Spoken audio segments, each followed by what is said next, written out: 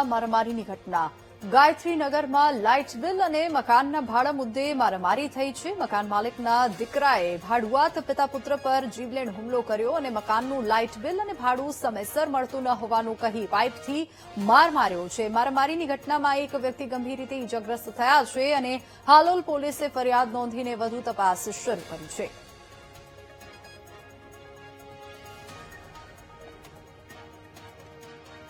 એમના પપ્પા શ્રી સચિન અમે રૂમ ભાડે રહીએ તેવા કાકા અમારી જોડે આવ્યા અને પપ્પા બેસી રહેલા ખાટલામાં અને પપ્પાને એમ કીધું કે લાઇટ બિલ આવો।